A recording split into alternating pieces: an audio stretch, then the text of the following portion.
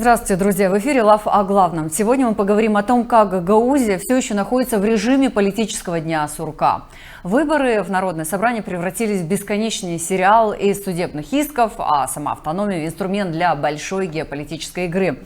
Мы разберем, кто за этим стоит, почему нас называют резервацией, к чему привел этот курс на конфронтацию в экономике. Начинаем. Итак, выборы депутатов должны были пройти еще 7 месяцев назад. Избирательный кризис возник из юридического конфликта между национальным и региональным избирательными кодексами.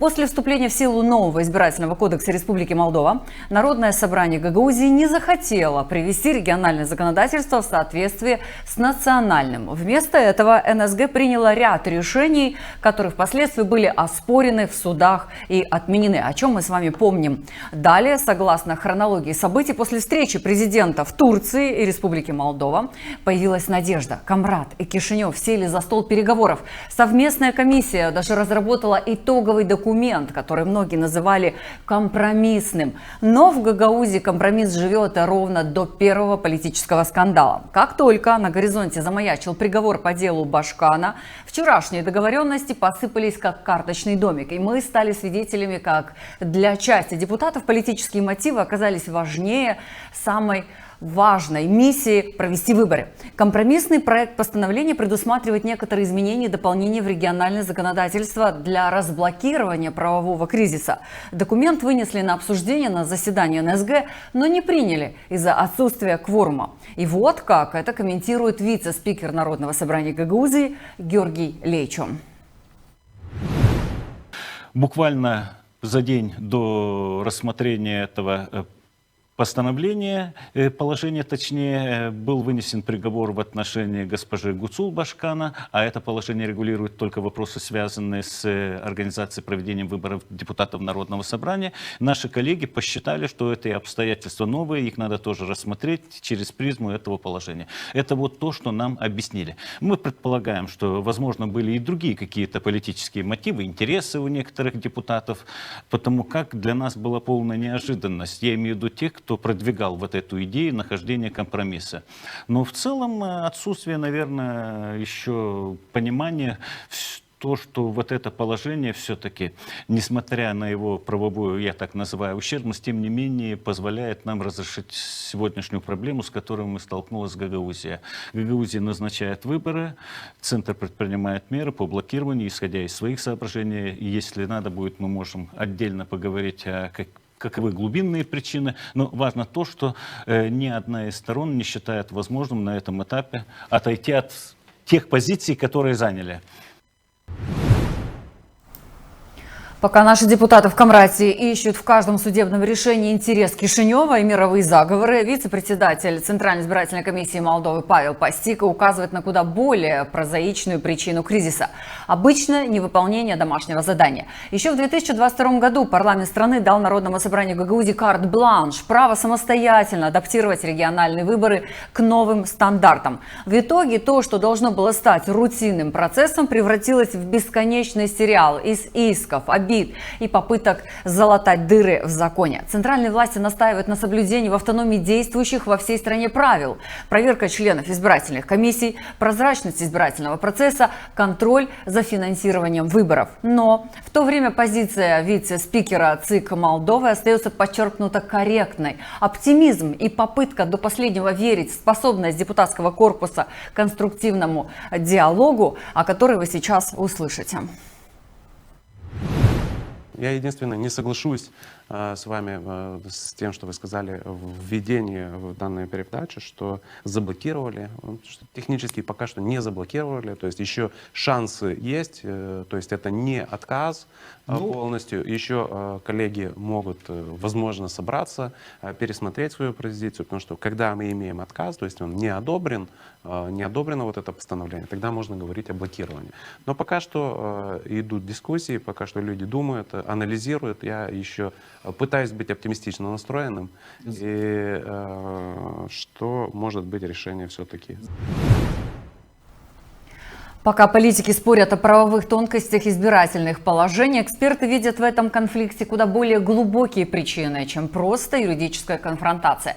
По их мнению, под вывеской скрывается классическая политическая борьба, где интересы Гагаузии лишь разменная монета. Эксперт Watchdog Штефан Бежан прямо говорит, за саботажем выборов стоит не отсутствие компромисса, а вполне конкретный геополитический расчет. Много раз видел, что гагаузские политики ставят интересы гагаузского народа на втором месте. На первом месте это, конечно, интересы Российской Федерации. Почему я так говорю? Потому что на этом собрании, которые бойкотировали, да, были только 13 депутатов. Если бы партия социалистов или те 7 депутатов, которые сейчас в партии социалистов присутствовали бы, то было бы кворум. Почему я говорю про партию социалистов? Потому что их интерес проводить этих выборах. Партия социалистов будут выиграть больше всех от этих выборов и в Народном собрании, и выбора Башкана Гагаузии. А они просто бойкотировали. Почему бойкотировали? Я думаю, что потому что такая команда из Москвы. Я не думаю, что то, что господин Озеров приехал в Гагаузию, это какое-то совпадение. Случайность, да. Я думаю, что Российская Федерация сейчас заинтересована в том, чтобы эти выборы не проводить, чтобы дальше была бы конфронтация между Кишиневым и Камрато. Интерес Российской Федерации дискредитировать настоящее правительство, которое находится в Кишиневе, показывать, что ущемляет права гагаузов. Если в центре видят причину кризиса в некомпетентности, то глава территориального бюро госканцелярии Сергей Чернев называет вещи своими именами. Это не просто кризис, это результат осознанных решений тех, кто сегодня диктует повестку в Народном собрании Гагаузии. По его мнению, именно эти кулуарные игры привели автономию к международной и правовой изоляции. И с самого начала это народное собрание было куплено Шором. Константин въехал туда к Шору на поклон с господином Узуном, с господином Влахом, вот так ехали туда. И естественно, они ехали туда недаром за какие-то там блага в дальнейшем, которые им передавали. И сегодня практически Гагаузия автономия руководит Шор. И вот эти депутаты, такое их пресловутое большинство, которое сегодня действует по его указке. То, что сегодня Гагаузия в таком правовом беспределе, Константинов, это прямая его, прямая вина как председателя Народного собрания. Все начиналось, когда признавали вот эти выборы Гуцул, когда еще суд не признал, Народное собрание его признало. Вот все получается, ставя суды в неудобное положение, они прекрасно понимали, что сегодня суды даже если могут и не признать эти выборы. Почему? Потому что был беспрецедентный подкуп. И все наши партнеры международные, также турецкая сторона, сказали, дождитесь решения судов, и после этого только легализуйте вот этот, получается, вашего Башкана, когда суды примут, после этого, когда закончатся уголовные дела. Вот следствие, чего мы имеем сейчас Гагаузия в полной изоляции именно из-за проделок Узуна, Константинова и Миши Влаха. Экс-башкан Гагаузии Михаил Формузал считает, что руководство автономии сознательно позволило изолировать Гагаузию, превратив ее в резервацию, так как это удобно для сохранения текущего статуса некоторых лиц. Он жестко в нашей студии критикует руководство также за то, как они тратят бюджетные средства. Экс-башкан Михаил Формузал прямо говорит, нынешнее руководство Гагаузии даже не пытается вести диалог. Им проще создавать образы врага.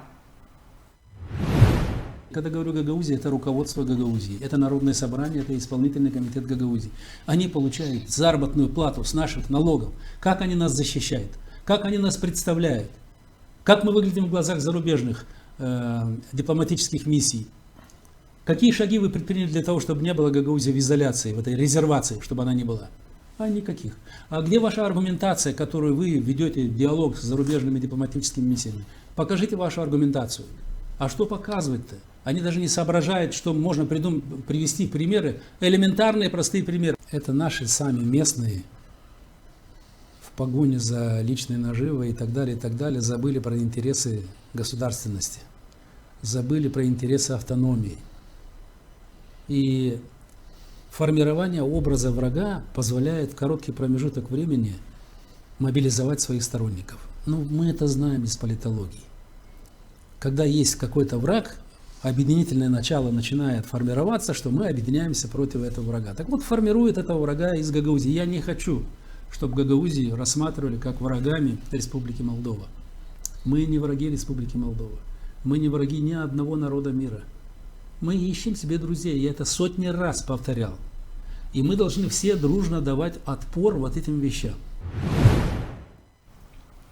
Депутат Народного собрания Владимир Кыса предлагает сбросить маски и оценить реальный вклад нынешних управленцев, который, судя по всему, исчерпывается умением сокращать выплаты и раздавать медали. Гагаузия сегодня живет в режиме до и после 2023 года, говорил он у нас в студии. Пока исполнительный комитет продолжает рисовать красивые картинки в отчетах, реальность говорит об обратном. А что мы видим? У нас сегодня экономические агенты убежали. Их нету сегодня. У нас сегодня собираемость налогов нету. Мы сегодня никаких кап-вложений серьезных не влаживаем. У нас в Гагаузии застой. Давайте говорить честно, и чтобы люди это знали.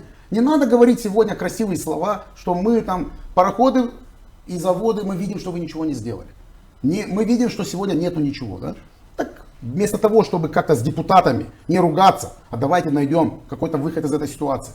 Давайте попробуем вернуть, чтобы людям платили по 700 лей опять холодный период. Ведь край мечты, когда пришел, он забрал с 700 лей, платит 400 сегодня. Мы же это понимаем. Вместо того, чтобы додать, мы сегодня забираем у людей. И все программы, которые сегодня хвастаются исполнительный комитет, к этим программам не имеет никакого отношения. Он их просто реализует, которые были до них. Покажите какой-нибудь реальный ваш вклад, какой-то проект, который вы притянули сюда. Да, вот я могу сказать, что предыдущий глава может прийти и сказать, вот это сделано. Я, как будучи председателем, могу сказать, что это мы делали. В нашу бытность были приняты вот такие-то законы. И, кстати, исполняющий обязанности тоже был депутатом в прошлом созыве. Да. И очень критиковал власть ту, которая работала, да, и которая показала результат. И причем, если вы поднимете видео, а оно есть, интернет все помнит, там такая критика была, что сегодня, если поставить на весы, я даже не знаю, о чем можно говорить тогда. Просто какая работа колоссальная была в прошлые созывы и что сегодня происходит. Вот есть до 23 года и после 23 года. Да? Вот надо посмотреть, анализировать. И все, интернет помнит.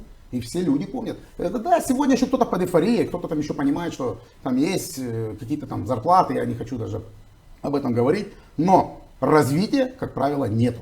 Поэтому прежде чем обвинять кого-либо, конкретно говорите по исполкому.